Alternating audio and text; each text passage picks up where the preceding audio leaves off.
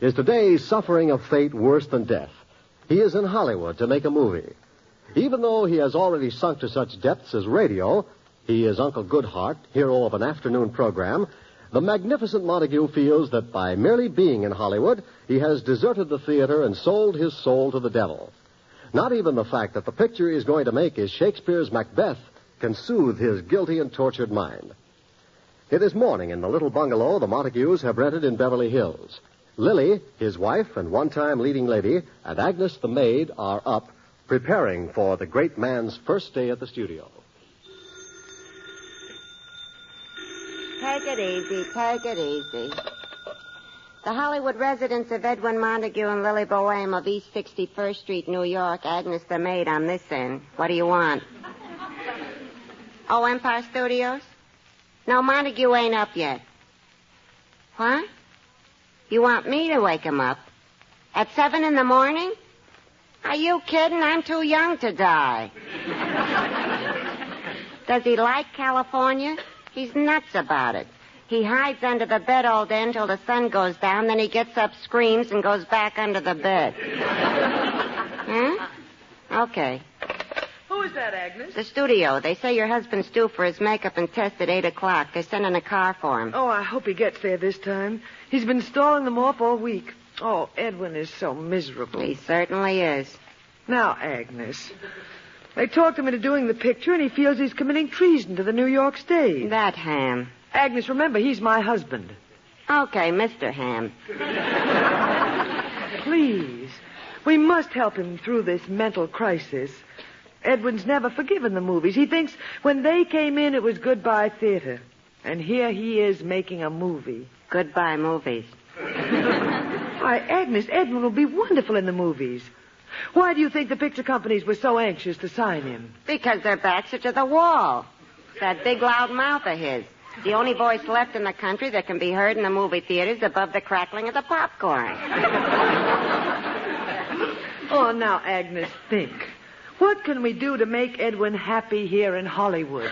I know. Let's sneak out tonight and burn the city to the ground. Agnes, dear, if I tell you something, will you promise on your honor never to breathe a word of it to Edwin? If he finds out, he'll be furious. What is it, honey? I like Hollywood. So do I.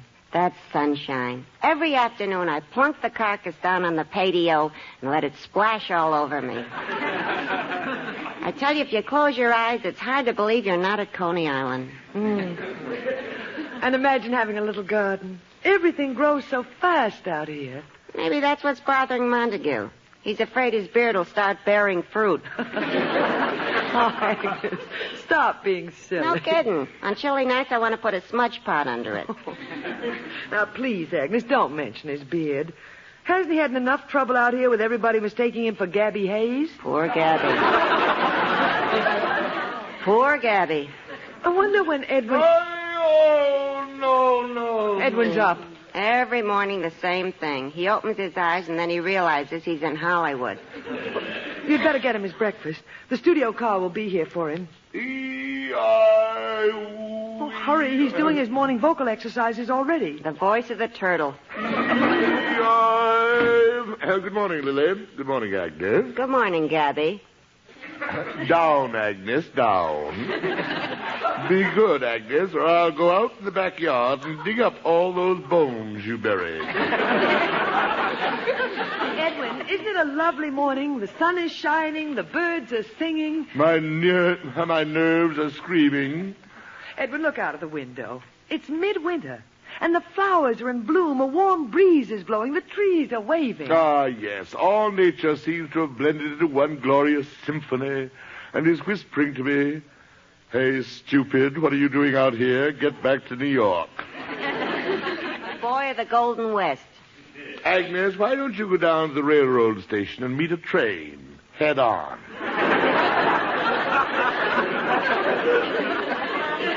Edwin, be fair about California. See how beautiful Hollywood looks, nestling at the foot of those purple mountains. All for a camera. Oh, for an avalanche. Now, Edwin, be reasonable. Now try and enjoy yourself. Lily, I must admit, for the first time since I came to this land of the Nutburger, I'm happy. You are? Yes, I reached a decision. Lily, I'm not going to make that movie. We're going back to New York. Edwin. We can't go back yet. I'm only tanned on one side. Agnes, my dear, I would consider it a personal pleasure to be allowed to tan your other side. Edwin, you're not serious. Lily, I can't do it. I cannot be a part of this celluloid siren that has lured the public away from the theater of Shakespeare. Abbott and Costello have taken the place of Romeo and Juliet. But, Edwin, they're counting on you. Never! The voice of Montague that has echoed in so many theaters the golden lines of Shakespeare, to be or not to be, that is the question, will never be able to say he went that away. But, Edwin, they're doing Shakespeare's Macbeth. Edwin Montague in Macbeth with free dishes? No. Edwin, for a man who's Uncle Goodhart on the radio 5 times a week. At least nobody knows it's me. Well, the studio is giving you a new name. I know. Raoul Randolph. Oh, no. I won't make that picture. I want to get back to New York with clean hands. I want once again to stand shoulder to shoulder with my fellow actors of the theater who haven't deserted the stage for Hollywood gold. I want to join their ranks again. And the unemployment insurance office. All right, Agnes. Back into your bottle of alcohol. Edwin, you have to make that picture. You signed a contract. Never. Let them sue me. Let them take all my worldly possessions. Some possessions. A bust of Shakespeare and a pair of torn tights. Agnes, I've always meant to ask you, who do you go to have your head shrunk? Oh, now, Edwin, be sensible. They're going to make you a big star. Edwin Montague in Hollywood. This is the end of Bela Lugosi. Agnes, please keep your mouth closed. They have enough canyons out here. Edwin, you signed a contract and you're going through with it. Montague, Montague, what are they doing to you? They're like vultures descending on a dead horse. A dead horse. That reminds me, breakfast is ready. Breakfast by Agnes. It's game time. Here's where I play hide-and-go-seek with Tomaine. Oh, now, hurry, Edwin. The studio is sending a limousine. And don't forget you have your Uncle Goodhart broadcast this afternoon. The movies and radio, all in one day. Oh, what a rogue and peasant slave am I. Take the mirrors out of the house, Lily. I can't look at myself. Lucky you. Agnes, my dove, why don't you go out, find yourself a nice young man, and work out a suicide pact? Now, Edwin, get ready. Lily, I can't face it alone. I want you to come with me. Oh, I can't, Edwin. I want to do some gardening. Gardening. Her husband's poor body is being broken on the rack, and she is planting petunias. Lily, where's your heart? Oh, please, Edwin, I'd rather not. Lily, I understand. You who have remained true to the theater. You who have refused Hollywood offers so many times in our long career. You can't bear to see my vile degradation. Your once proud husband, a movie actor. Edwin. Lily, please come with me. All right, Edwin. I will. Take my autograph book. You might run into Luis Fazenda. Oh, there's the car from the studio. The tumbril is here to take me to the guillotine. Come, Edwin. Goodbye, Agnes. So long, honey. Goodbye, Agnes. Goodbye, Raoul.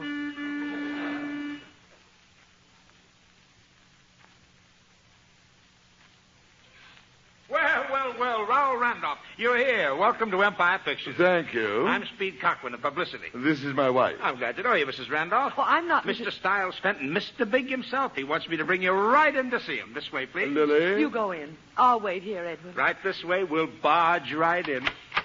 Well, Stiles, here he is. How do you do? Raoul, baby, you got here. Raoul. Mr. Fenton, my name is Edwin Montague. It is a name that is still remembered and revered by thousands of theater-goers. I would appreciate it. Sure, anything you say, Raoul. Remember, I'm behind you. You're my baby. We're going all out on you. You're going to be a big star. You've got Empire behind you, baby. Sound good to you, sweetheart? Mr. Fenton, from your conversation, I don't know whether you're planning to make a picture with me or take me to Niagara Falls.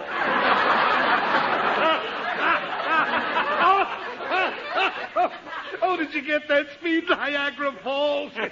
Phone it in to Hedda Hopper. Now, look, Raoul, baby, I want you and Steve to get together on the publicity build-up. Ever have your name in the papers? For the last 25 years, my name has been a byword in the drama sections of the New York press. Oh, local stuff, huh? Speed here is going to make the name of Raoul Randolph a household word. We'll make him forget does. Take over, Speed. Well, we got to get an angle, see? An angle. Of course, you are a little older than we thought. I've aged considerably since entering this room. I got it. Raoul Randolph. Older than Pinza, but he's still got that springtime in his heart. Great. That's it. Put that on the teletype. Rush it right over to Luella. Luella who? Luella who? Look, baby, don't even say that in a joke around here. Oh, what I said. Are you married, Raoul? That was my wife I introduced you to. She happens to be the famous Lily Boheme of the New York stage. Oh, you're married, huh? Well, we'll hush it up. Hush it up. Sure, baby. We got to make the housewives feel you're available. Look, sweetheart. Is this a motion picture studio or a Lonely Hearts Club? Lonely Hearts Club. Speed, punch that up a little and shoot at the windshield. You might blow it up into a whole column. Things I never knew until now about Raoul Randolph. We got to get a romantic angle. I got it. We'll cook up a hot romance between you and Marjorie Main. Me and Marjorie Main. I'm dying to see the stove that's going to be cooked up on. Now we got to get moving on some pictures, see? Did you bring your bathing suit with you? My bathing suit? Yeah. I'll take you out on the back lot for some stills for the fan magazines. You know, human interest stuff. Chasing some bathing beauties around the pool. Maybe one of them trick pictures, your head on a girl's body. Shows you're human, not one of them stuffy highbrow actors. We want to get you down to the public level. Down? I'm practically dragging. My dear Speed, if any picture of me in a boy bathing suit or my head on a girl's body appears in the daily paper, I assure you the next edition of that paper will feature a picture of your head on a spike over the main gate of Empire Studios, and it won't be strict photography. Oh, now, wait a minute, sweetheart. You listen to me, baby. I came out here to appear in Shakespeare's immortal Macbeth. I only considered to do it in order to protect Macbeth from being played by Red Skelton. The picture will have all the dignity and beauty it deserves. Raoul, what do you think we are, barbarians? This is a prestige picture for us. Why, I've had writers on that script for 6 months, punching up the lines, polishing the dialogue. Polishing Shakespeare's dialogue. Punching up the line. Oh, Shakespeare, in your immortal grave, I can hear you spinning now. Raoul, you're unhappy, sweetheart. Look, you're the boss. Just tell us what you want. You're my baby. Now, are you happy? Yes, Daddy. Isn't he a doll? Well, come on, let's get going with the test. Test? Yeah, we got to get you in front of a camera, see what kind of makeup to use, how you look. We got to find out. You know, from certain angles, you could look 20 years younger. I can? Sure, who knows? With a little luck, we might have another George Raft on our hands. George Raft, my boyhood idol. Come on, let's get going. This test is going to be great. You'll be wonderful in it. Of course, I'm a little unfamiliar with the technique. Oh, you'll be in great hands. We have Mr. Maynard Fitch, best dramatic teacher in Hollywood. Dramatic teacher? Yeah, this way. Maynard's waiting on the soundstage. Through here. Dramatic teacher. Mr. Fenton, I'm sorry, a baby. I hope you're acquainted with the fact that I've spent 25 years as the country's leading Shakespearean actor. Just leave everything to Maynard. Through this door. Okay, Mr. Fitch. We can go ahead. He's here. Hello, Mr. Fenton. And this is Ray Randolph?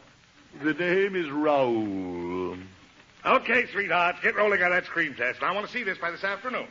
Yes. Well, now, any acting experience, Mr. Randolph? A little.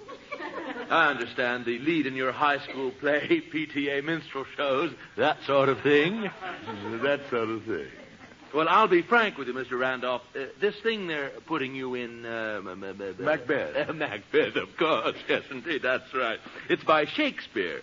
Very difficult, and I won't be able to do a thing for you unless I have your absolute attention and you... Mr. Fitch. Please don't interrupt. We have so much spade work to do. Mr. Fitch, I'm sorry. I don't want to lead you on. But obviously they haven't told you. I am Edwin Montagu. Who? Edwin, or as certain critics insisted on labeling me, the magnificent Montague. Yes, well, that's all very interesting, Mr. Randolph, but we have too much to get done before I can possibly release you as an actor. You will release me as an actor. Mr. Fitch, you are a follower of the drama, and the name of Edwin Montagu means nothing to you? Absolutely nothing, but of course I'm no judge, Mr. Randolph. I haven't been in touch with the little theater movement in years. More interested in professional actors now. Well, shall we get on with it? Let me hear your voice. I want to see if there's anything to start with. Now, say, how now, brown cow? You see, I want resonance, but I'll explain to you what resonance means later. Just now, how now, brown cow? Now, don't be nervous. I won't bite you. Shall we? How now, brown cow? Again. You are a stupid jackass. Mr. Randolph, as long as you continue these schoolboy pranks, I cannot help you on the rocky road to being an actor. Mr. Fitch, you, as low and dismal a specimen of humanity as I've ever seen outside of a snake pit, you are going to make me an actor? Mr. Randolph, it is not my practice to impress students with my theatrical background. I find many times that it overawes them. But in your case, may I acquaint you with the fact that prior to coming to the studio, I had spent 3 solid years with a Pasadena community playhouse. Really? And before that, I was senior dramatic coach at Hollywood High. Oh, master, I will never doubt you again. I should think not. Now we have to make the test. I have selected the scene from Macbeth. You see, it's Macbeth with Lady Macbeth. Now, where Macbeth has just murdered the king and his conscience starts bothering him. Now, you see, in this scene... You mean... Methinks I heard a voice cry, sleep no more. Macbeth... No, Raoul. No? No, this way. Methinks I heard a voice cry, sleep no more. Ta-ta-ta-ta, ta-dee-ta-ta, ta-ta-ta-ta. Rhythm, rhythm, rhythm, rhythm. Ta-ta-ta-ta-ta-ta. That's exactly it. You got it. Now, let's do the test and get it over with. Get the cameras ready. Lights. We're ready, Mr. Randolph. I shall take Lady Macbeth's part. Oh, no, you won't. No. Where's the door? Raoul! Lily, will you please step into the studio? Lily? My Lady Macbeth, Lily Boheme, who happens to have played the role opposite to me for 2 solid years at the Belasco Theater on Broadway, where we set a new record to the wild acclaim of all the New York critics. Well, what is it, Edwin? Lily, we're doing the murder scene, Act 2, Scene 2. Oh, no, Edwin, please, don't ask me to do it. Lily, I know how strongly you feel about movies, but, Lily, this is just a test. You must do it for me. Oh, Edwin. All right. All right. On your toes, Lily. This is an event. We, who have performed Macbeth before the most critical audiences in the world, must today rise to new and glorious heights. Today, Lily, we are performing before Mr. Maynard Fitch of the Pasadena Community Playhouse. And Hollywood High. Let the camera roll, Mr. Fitch. We are ready. Very well. Here are the scripts. Scripts. Pox on your scripts. Do I, Edward Montagu, who spent 25 years steeped in the immortal Macbeth, need a script? Take it away. Get ready to roll. We'll take it right after where I, Macbeth, have killed the king and come to you conscience-stricken. We're ready. Cameras, roll them. Go ahead, Lily. These deeds must not be thought after these ways. So, it will make us mad. Methought I heard a voice cry, sleep no more. Macbeth does kill sleep. Murder sleep, Edwin. A murder sleep. Sleep that ravels up the knitted sleeve. Knits up the raveled sleeve. And knits up the raveled sleeve of woe. Of care. Of care. The life of each day's death. The death of each day's The life. death of each day's life. Ah, that's it, Mr. Randolph. Thank you. And he wanted me to use a script. Thank you, Lily. Thank you. I'll wait for you out in the hall, Edwin. Well, Mr. Maylord Fitch, did that come up to the high and lofty standards of drama of Hollywood High? Well, that was quite an interesting interpretation of Shakespeare, Mr. Montague.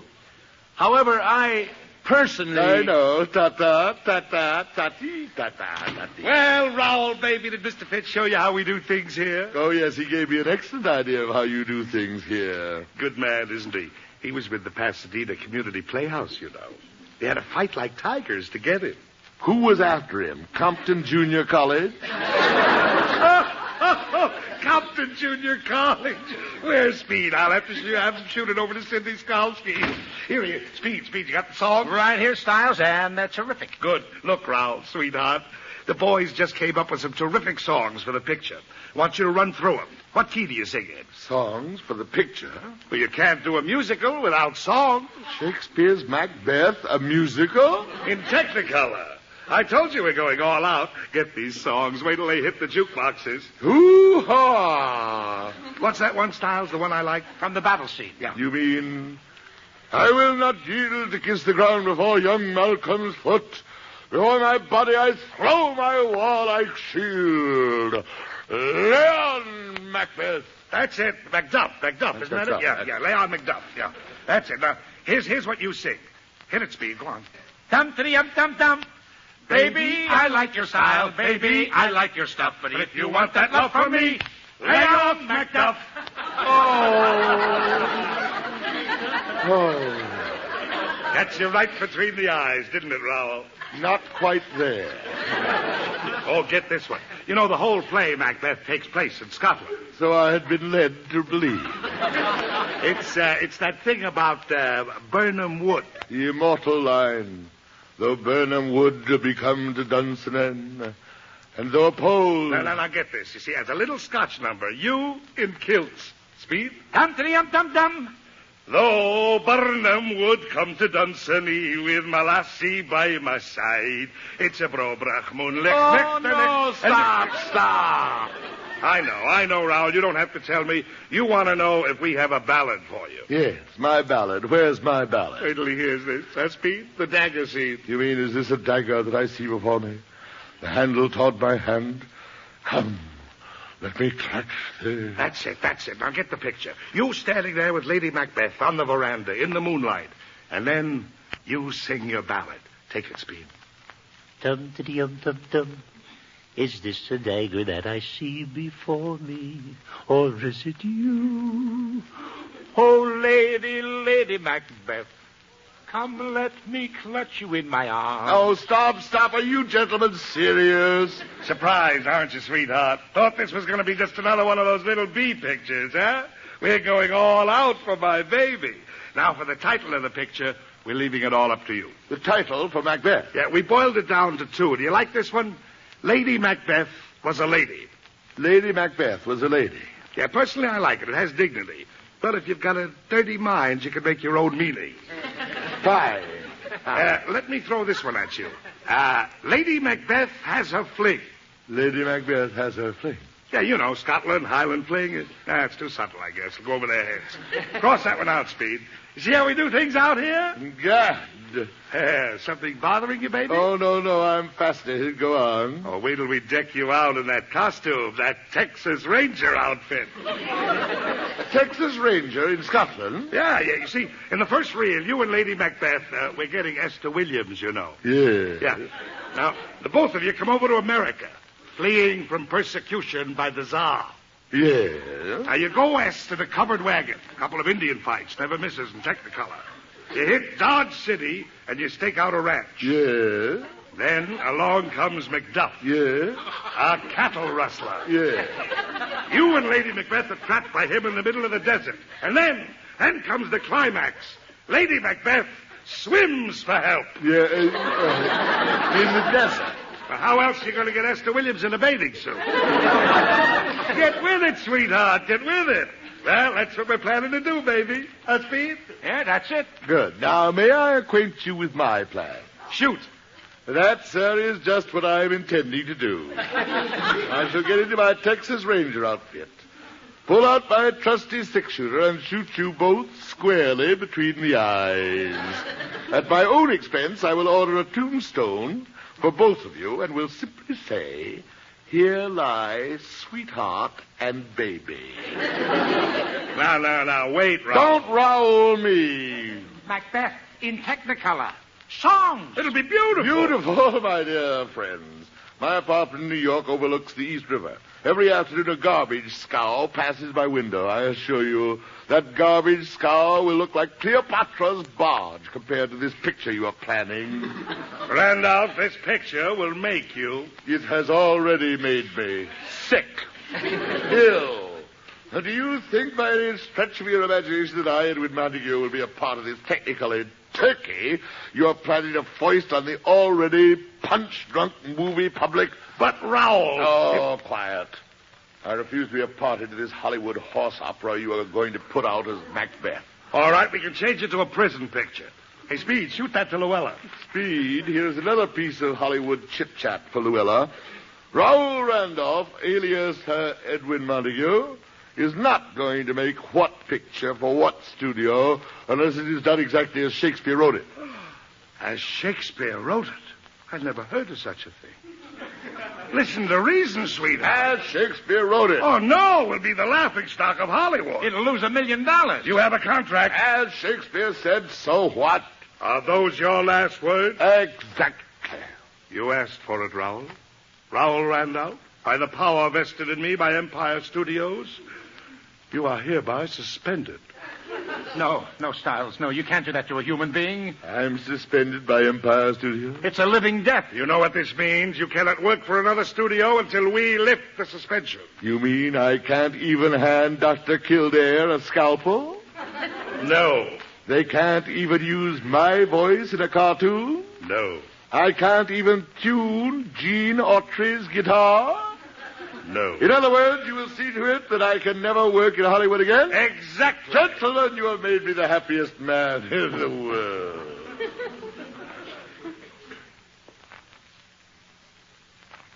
East side, west side, all right. Lily, I've got my shirts all packed. New York, here we come. Edwin, this is ridiculous. We came 3,000 miles, and now we're going back. But I go back an honest man with clean hands. I have refused to distort. I have refused to spoil my beloved Shakespeare. Edwin, maybe they'll listen to reason. Reason? This is a fine how do you do. Here I am going back to New York without a tan. My friends are going to think I spent the winter in a newsreel theater. Agnes, the minute I'm on the train for New York, you may bask in the sunshine of my smile. The sunshine of your smile. That'll be a day. Here are your Hollywood sports shirts, slacks, and moccasins. Where'll I put them? In the incinerator. Burn them. On the way to the station, I shall fling the ashes into the lobby of Grauman's Chinese. Hate to leave my little garden. I was just planting my geranium. Lily, when we get back to New York, knowing dear Agnes's house cleaning, there will be dirt enough to plant them in my den. We've rented this house for a month. The landlord can use the money to finally put a roof on that living room. Edwin, I keep telling you, that's the patio. Who cares? We're going back. East side, west side. Come in. Raoul, baby, you're still here. We got here in time. Gentlemen, don't tell me you came all the way here to tell me that you have a new jump tune called Stompin' with Macbeth. Mr. Randolph, I come with great news. Tell him, Stiles, tell him. Mr. Randolph, brace yourself. Here it comes. The suspension has been lifted. Oh, no, you can't do that to me. We were fools, Raoul. We hadn't seen that screen test you made with your wife. With my wife? It's dynamite. We want you two together. What a team. We are not going to do that song and dance version of Macbeth. What, Macbeth? You were right on that. We're not doing it. You're not? We've got something greater than Macbeth. We have plans for you and your wife that'll make you the greatest acting team in history. Oh, Edwin. Lily, acting together again. I'm so excited I can't see straight. Our studio has $1 million property. For 20 years, we've been trying to get the perfect couple for it. You're it to a T. They're perfect. What is it, Romeo and Juliet? Bigger than that. Caesar and Cleopatra? Don't make me laugh. It's bigger than that. God. Wait till this announcement hit the world. Empire Pictures proudly presents Mr. and Mrs. Edwin Montagu in... What is it? Jiggs and Maggie.